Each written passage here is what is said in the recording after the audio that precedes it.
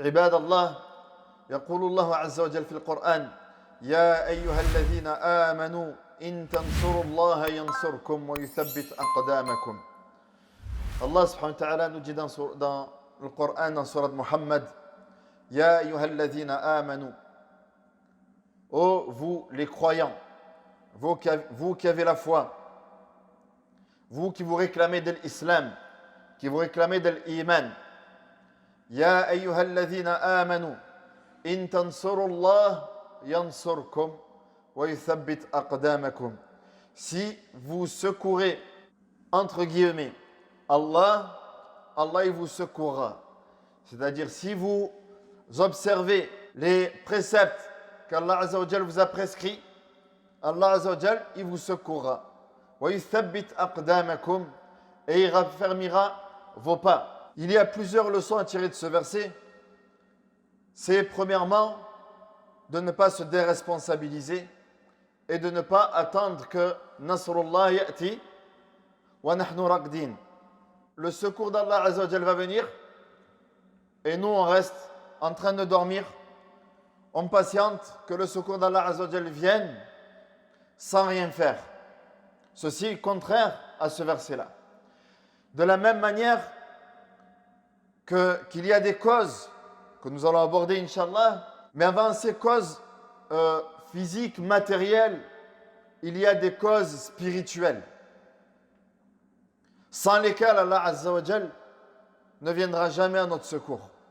Dans Surat Al-Hajj, Allah Jalla ala nous dit وَلَا يَنْصُرَنَّ اللَّهُ مَنْ يَنْصُرُهُ إِنَّ اللَّهَ لَقَوِيٌّ عَزِيزٌ الَّذِينَ إِن مَّكَّنَّاهُمْ فِي الْأَرْضِ أَقَامُوا الصَّلَاةَ وَآتَوُا الزَّكَاةَ وَأَمَرُوا بِالْمَعْرُوفِ وَنَهَوْا عَنِ الْمُنكَرِ. Donc Allah subhanahu wa ta'ala a décrit les serviteurs qu'il secourra. Et Allah subhanahu wa ta'ala a mis comme condition pour que le secours d'Allah Azza wa Jal il vienne, il faut que nous-mêmes nous nous prenions en main.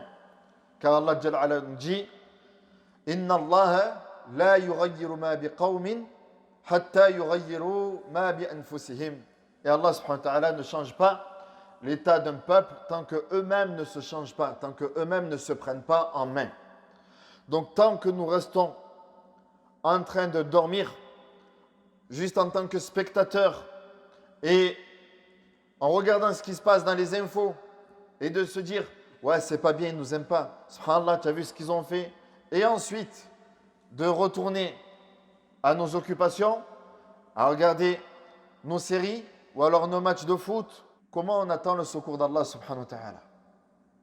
Tant qu'on reste aussi spectateur en disant, de toute façon, la politique ne fait pas partie de la religion.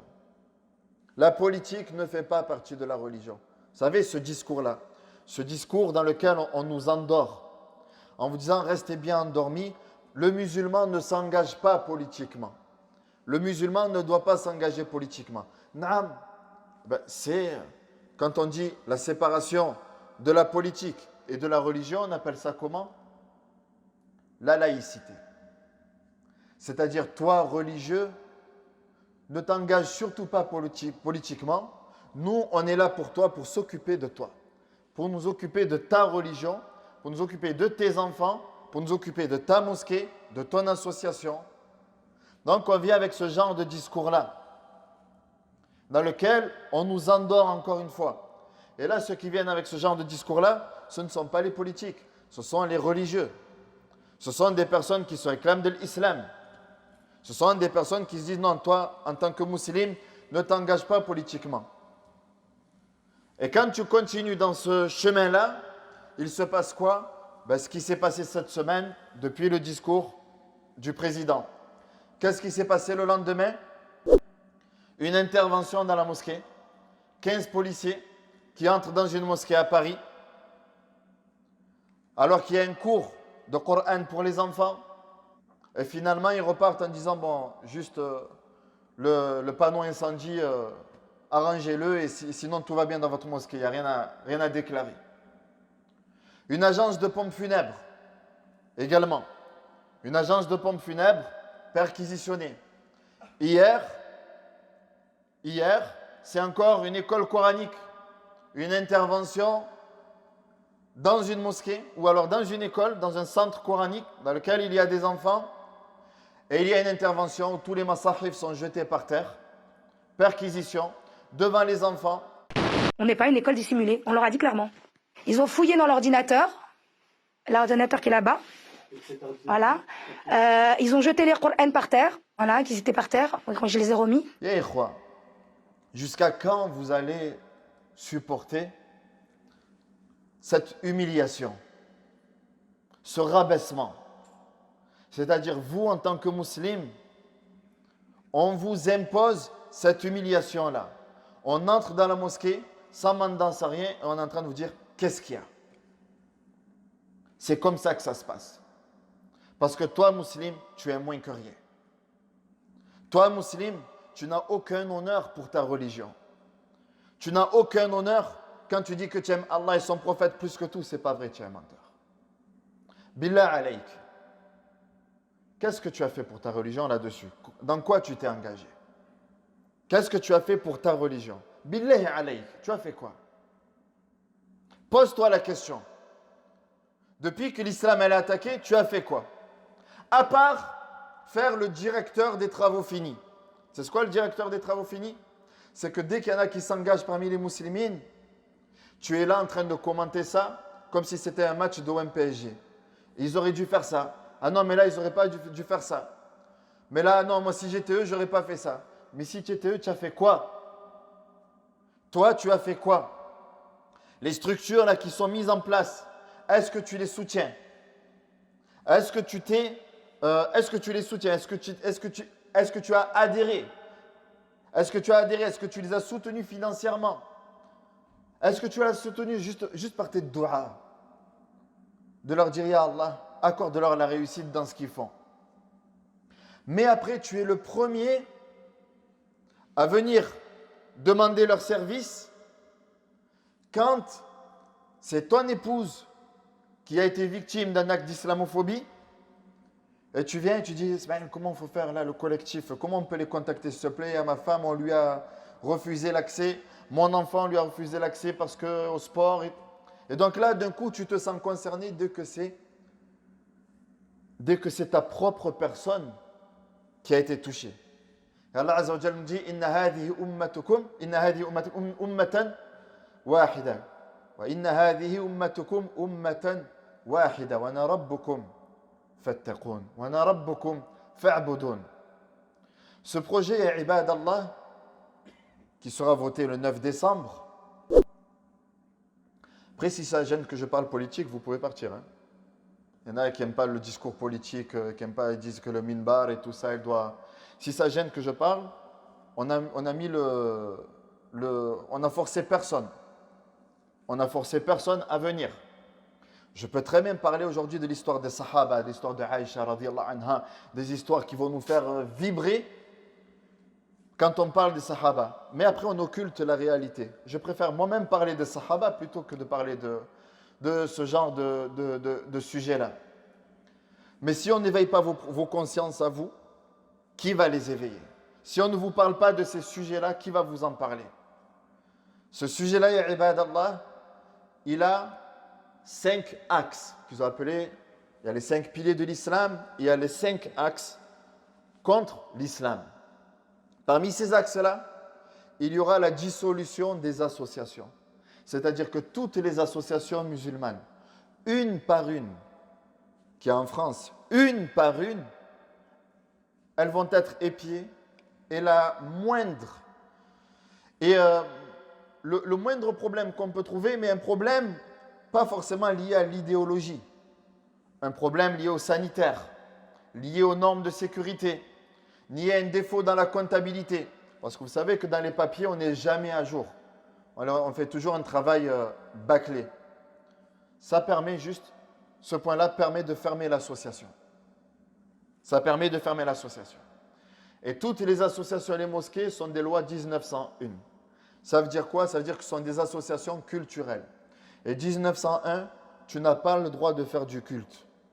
C'est-à-dire là, ce qu'on est en train de faire, on n'a pas le droit de faire du culte. On n'a pas le droit de faire les 5 prières. On n'a pas le droit de faire la khutbah. Donc, du coup, tu n'as pas le droit de faire ça Donc on te ferme l'association, ou sinon tu passes en 1905. Et si tu passes en 1905, il se passe quoi? Tu n'as plus le droit de parler politique. C'est bon, on t'a muselé. Donc ça, c'est sur le plan des associations. Tu n'auras plus le droit de parler de la Palestine. Tu n'auras plus le droit de sensibiliser sur les Ouïghours, sur les Rohingyas, sur toute forme de sensibilisation, tu n'auras plus le droit. Cette liberté d'expression, elle ne te sera pas permise à toi. Et le ministre de l'Intérieur l'a bien spécifié, il a dit attention, les lois qu'on va faire contre les musulmans, on ne veut pas que ça touche les juifs et les chrétiens. Ça doit toucher les musulmans seulement. Chers frères et sœurs, wallah, quand vous entendez ça, ça vous indigne pas? On est en train de dire que ça va être pour toi seulement, et tu restes comme ça.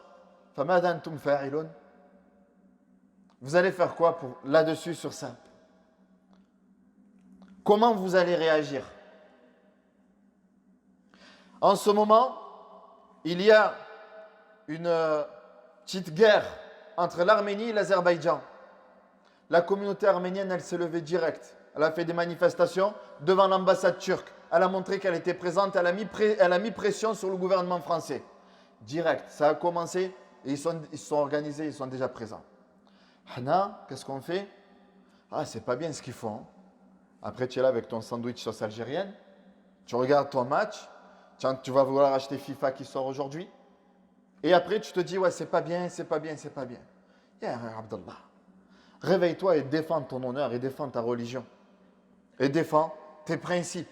Défends tes valeurs. Défends tes valeurs. Réveille-toi et arrête de rester endormi.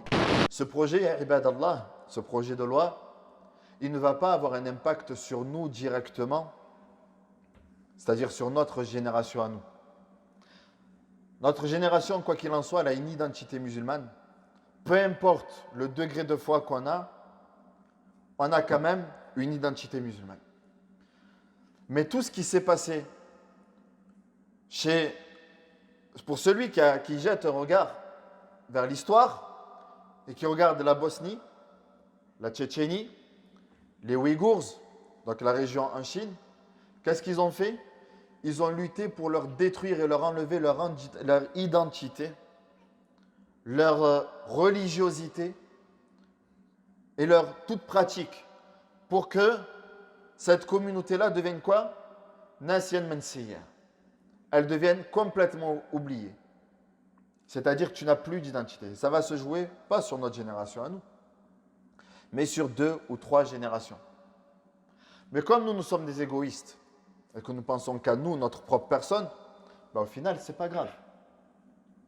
Au final, c'est pas grave. On a l'égoïsme qui dit je m'occupe de moi-même, c'est tout. Tu t'occupes de toi-même, tu penses t'occuper de tes enfants, mais on s'occupe de tes enfants. On s'en occupe déjà de tes enfants. Dès lors que toi, tu essaies de t'organiser, parce que c'est ce qu'on a fait. On s'est organisé. On a fait nos propres écoles. Donc, quelles sont les nouvelles étiquettes qu'il y a derrière? L'islam politique. Dans ces écoles-là, on apprend aux enfants le Coran et le Hadith. Excusez-nous. Excusez-nous d'apprendre la parole d'Allah subhanahu wa ta'ala. Donc, qu'est-ce qu'on fait? On ferme ces écoles. Et donc, des écoles ont été fermées.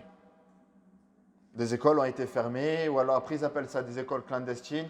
Des écoles, comme ils ont dit hier, où il y avait 80 enfants de familles salafistes. Voilà, c'est-à-dire qu'on donne des étiquettes qui font peur.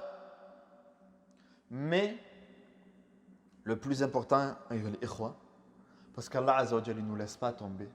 Dans tout ça, Allah subhanahu wa ta'ala ne nous laisse pas tomber. Allah Azza wa Jalla nous dit وَإِن تَصْبِرُوا وَتَتَّقُوا لَا يَضُرُّكُمْ كَيْدُهُمْ شَيْئًا. Wallah, notre solution, elle est dans le livre d'Allah subhanahu wa ta'ala. Elle est dans le retour à l'adoration d'Allah Azza wa Jalla. Allah Jalla ala, il nous dit إِن تَصْبِرُوا, si vous patientez, وَتَتَّقُوا, et que vous craignez Allah Azza wa Jalla, leur mal ne vous touchera pas. C'est à nous d'avoir confiance en Allah subhanahu wa ta'ala. الذين قالوا إن الناس قد جمعوا لكم فاخشوهم فزادهم إيمانا وقالوا Hasbunallah wa ni'mal wakil. Lorsqu'on leur a dit, ils se sont tous réunis contre vous, craignez-les. Faqalu hasbunallah wa ni'mal wakil. Allah Azza wa Jalla nous suffit. Et c'est le meilleur garant. Mais Allah Azza wa Jalla, il conditionne ce secours-là. Entre autres, par wahdatul muslimin, par l'union des musulmans. Le fait de laisser nos différends de côté. Même certains différends religieux, même certaines divergences sur le plan théologique, ça se lave en famille, entre nous. Tu es musulman, je suis musulman. Parce que quand on est en train de taper sur le musulman, on est en train de taper sur l'islam. On ne va pas dire hada salafi, hada sha'ari, hada ikhwani, hada fulan ou hada allan. Ils s'en fichent, on tape sur les musulmans. Pendant que toi, tu es en train de dire khourouj, pas khourouj, est-ce que le vote, pas le vote, est-ce que c'est ça? Ils n'en ont rien à faire, ils sont en train de tous nous mettre et de nous cuisiner. Et toi, tu t'arrêtes sur des détails sur lesquels qui peuvent être réglés entre nous. وَأَطِيعُوا اللَّهَ وَرَسُولَهُ وَلَا تَنَازَعُوا فَتَفْشَلُوا وَتَذْهَبَ رِيحُكُمْ وَاصْبِرُوا إِنَّ اللَّهَ مَعَ الصَّابِرِينَ. Allah Azza wa Jalla nous dit, obéissez à Allah et son messager et ne vous disputez pas. Ne vous disputez pas, restez unis. Car si vous vous divisez, vous allez faiblir. Vous allez faiblir. Et au moment où vous faiblissez, Allah Azza wa Jalla enlève le secours qu'il vous a accordé. Donc l'union, ayyuhal ikhwa. Cette division-là, il faut arrêter. Aux imams de s'unir. Aux responsables de mosquées de s'unir. Se mettre d'accord sur quelque chose et avoir une parole commune face aux attaques qu'on a. Comme là, maintenant, ils vont labelliser les imams. On est des poulets. Vous savez, c'est quoi un label? Un label, ça veut dire ça c'est bon, ça c'est pas bon. Donc, on va labelliser les imams. Cet imam, il est bon, cet imam, il n'est pas bon. Donc, on parle de formation des imams. L'imam, c'est celui que les musulmans ils ont choisi.